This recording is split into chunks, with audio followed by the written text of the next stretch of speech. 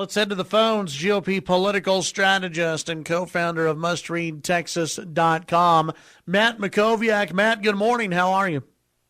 Hey, Chad. I'm doing great. How about you? Doing well. Thanks for coming on today. Let's start off with a little statewide news. Governor Abbott's traveling to Cuba today. What has been reaction as far as in the news that you have seen from maybe lawmakers, but just others out there with this pretty historic trip for Governor Abbott? Yeah, it's a trade mission. Obviously, the Obama administration has opened up sort of operations or activities between the United States and Cuba to a greater extent. There's now, sort of a partial lifting of the embargo. And so you have had governors go down there. I believe Andrew Cuomo of New York went down there. I know Asa Hutchinson of Arkansas went down there. And I'm sure we have agricultural trade possibilities with Cuba now that are there for Texas. And so it's part of the job that the governor has to try to, grow the economy of the state of Texas, and do that by selling the state and what the state has to offer. So in terms of response, it is historic. I believe there's some Texas reporters going with him as part of a pool. I don't know that he's getting any criticism for it, because obviously Americans can go down there now. And, I suspect that Governor Abbott does not fully support what the Obama administration has done with Cuba, but he does have a responsibility as governor to help grow the economy, and that's what he's going to try to do in this case. Yeah, I think it's it's one of his jobs. He may not agree with every decision that is made out there, but his job is to look out for what's in the best interest of Texas. And if Cuba opens up, I think that there's possibly some trade deals that will happen with Cuba.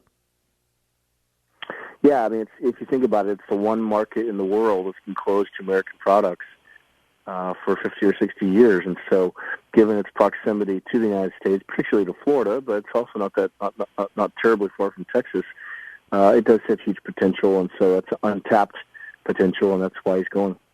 Chris Christie has been spending a lot of time in New Hampshire. He received a big endorsement over the weekend from the state's leading paper there in New Hampshire. At the end of the day, do you think that this will help Christie, or will it have any impact at all on his presidential campaign? Yeah, the New Hampshire Union Leader is the only real statewide newspaper in New Hampshire. It's very conservative. Its publisher, Joe McQuaid, has been a major player in New Hampshire politics and the conservative movement for 30 years. It is not just positive. I mean, it hasn't. Their endorsements haven't always been predictive of who ends up winning the caucuses. They've backed some candidates that haven't been successful. But what we do know is that their endorsements have helped basically every candidate they have endorsed. So it's a way to get a second look. It's a way to get some momentum. And the Union Leader is very aggressive with their endorsement. They don't just run the endorsement once. They talked about it having impact every day. Now, that's an overstatement, but Christie will get numerous positive editorials out of this over the next few months, and they'll also go after his rivals and criticize them for things that they don't like. So it's a kind of thing that does pay dividends over time. Look, I don't think this means Christie's going to win New Hampshire, but I do think it does mean he's going to get a second look from volunteers, from major figures in New Hampshire, from the national media, and from donors. And so I kind of think Cruz and Christie both are peaking at the right time in the states that matter most to them. Cruz is, I think, statistically tied in Iowa now with Trump, at least in one major poll recently. He's been on a great trajectory, getting Steve King's endorsement. I expect he'll get Bob Vanderplaat, the evangelical leader's endorsement in the next couple of weeks as well. And then Christie is getting another couple's endorsement, I think, this week, maybe even today. Some sort of business leaders that are highly sought after in New Hampshire. So that, plus the newspaper, plus the fact he's probably spent more time in New Hampshire than anyone else, I think they're both peaking at the right time. Well, and I can't imagine that Ted Cruz and Marco Rubio were really battling that hard for New Hampshire. Am I wrong to think that New Hampshire was more of a Jeb Bush prize this early on, and this hurts Jeb Bush more than it hurts a Cruz or Rubio? Yeah, you're right. I mean, I think New Hampshire has always been more about Jeb and John Kasich and Chris Christie than anyone else. And, of course, Trump has been ahead in New Hampshire, just like he's been ahead just about everywhere else.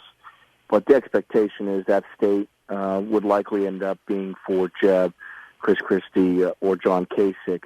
The union leader has, I think, never endorsed a Bush, not in any of those years. They may have endorsed him perhaps in, what would that have been, 92, I guess, perhaps, or 90, yeah, I guess 92 maybe.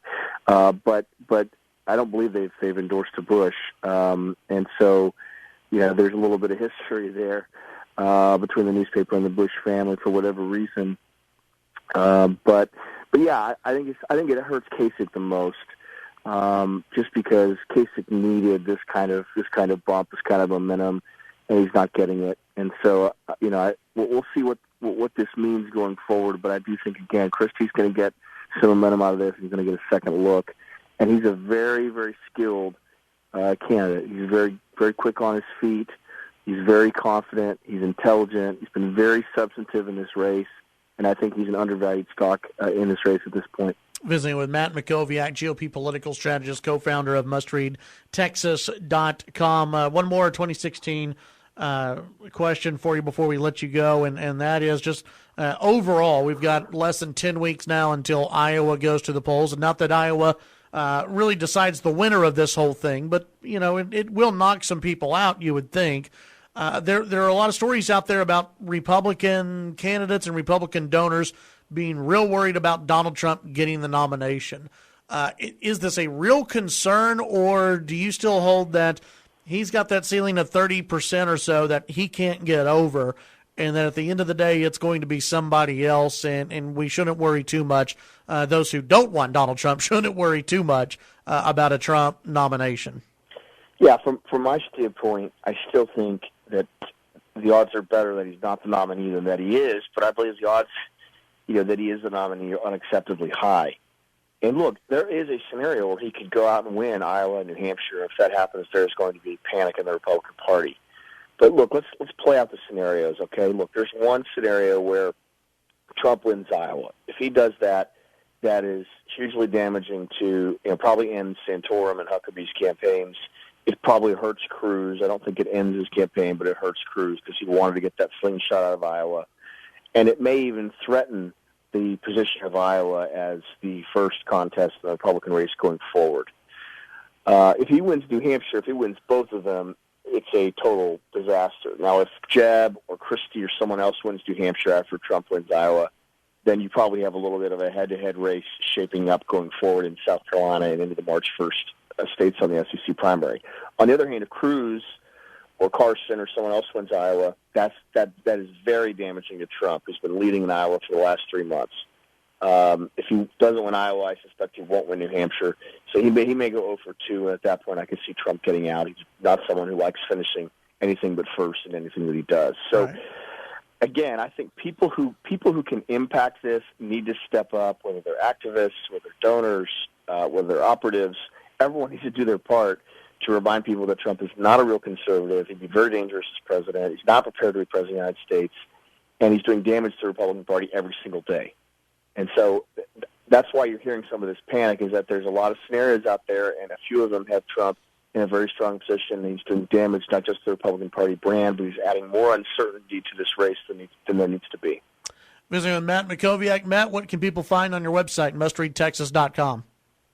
Yeah, a little bit of chatter about a Rick Perry re-entry into the race. I don't think it's that likely, but Eric Erickson on Red State has a post about that this morning relating to some southern states and ballot deadlines that occur today and tomorrow. So that's just one sort of interesting thing. There's a lot of stories about Ted Cruz that I've posted to the site, including one on Politico about U.S. senators and who they're endorsing between Cruz and Rubio. You can find all that, a lot of news and opinion and blog items from around the state of Texas at mustreadtexas.com. All right, Matt, as always, appreciate your time. We'll visit with you next week. Take care. Have a good one. That's Matt Mackowiak. You can follow him on Twitter at Matt Mackowiak.